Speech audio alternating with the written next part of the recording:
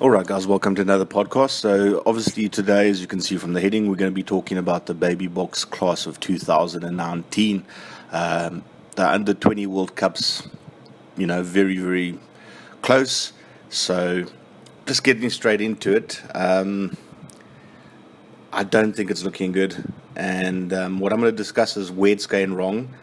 And we're just going to have a discussion analysis on the Baby Boks 2019. And like I said, it is not looking good this year.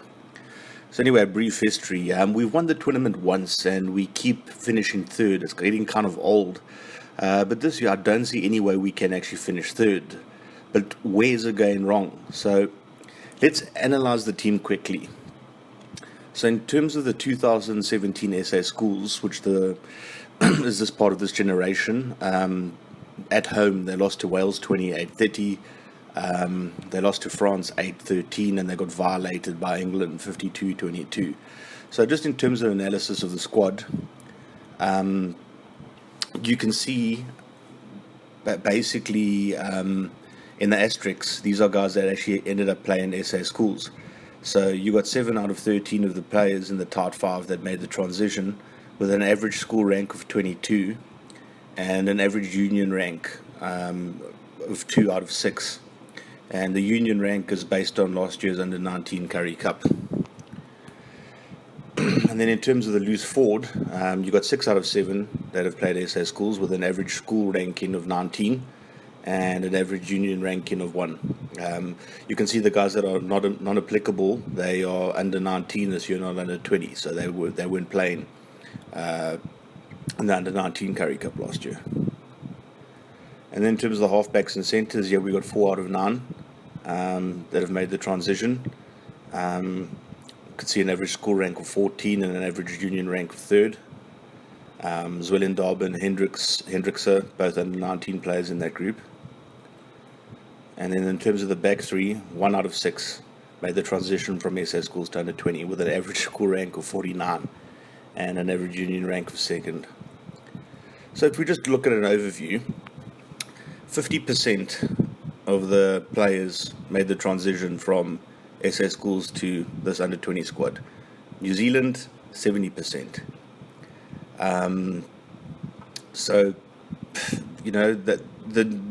What's clearly happening is New Zealand's identifying the talent at an early age and basically making them progress. Whereas, if you play SA schools, you've basically got a 50-50 chance of actually getting through to the South African under 20 squad, which I don't think makes for great reading.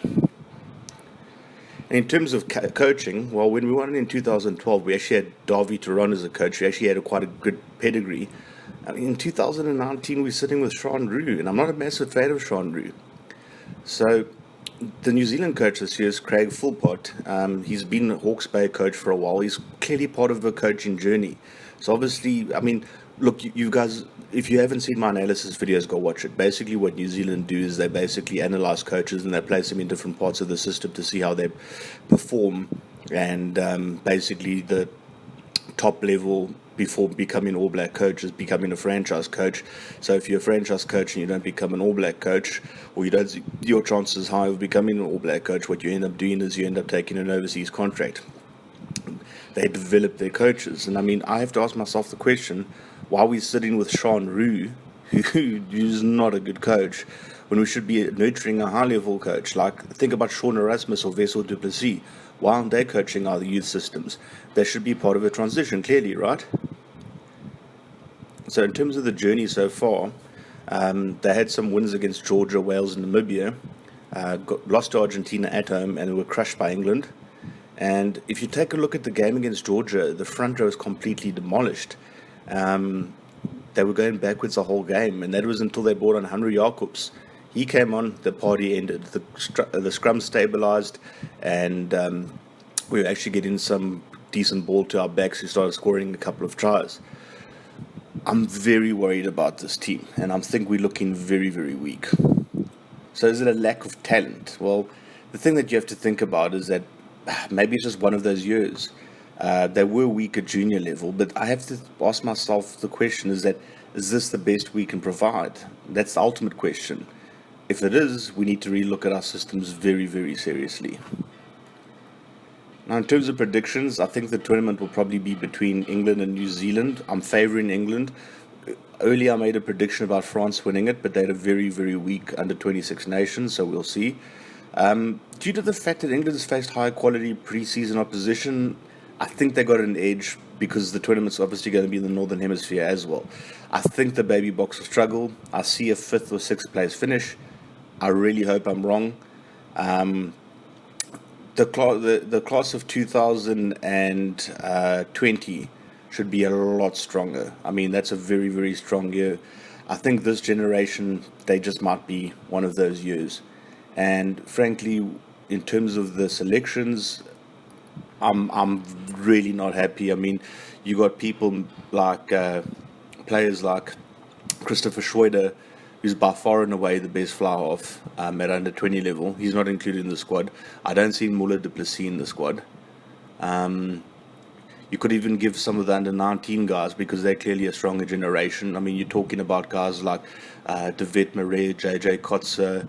You're talking about Brendan Fenter, Junior, that is, obviously. A lot of talent, a hell of a lot of talent there.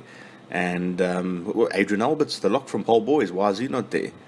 I mean, you got Lunga Ngube there, but you don't have Adrian Alberts, and Adrian Alberts is twice the lock that Ngube is.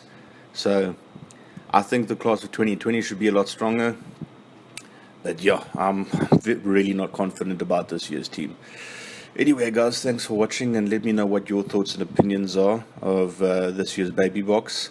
Do you think they'll surprise us a bit? Where do you think are some areas that they need to work on? Obviously, always look forward to your guys' thoughts and opinions on the matter. As I said, personally, I think it's going to be a very, very, very tough under 20 tournament for our guys. I think they're gonna disappoint, and I think it's a combination of poor selection, poor coaching, and just not a great talent pool at the under 20 level. All right, guys, have a great week further. Cheers, bye.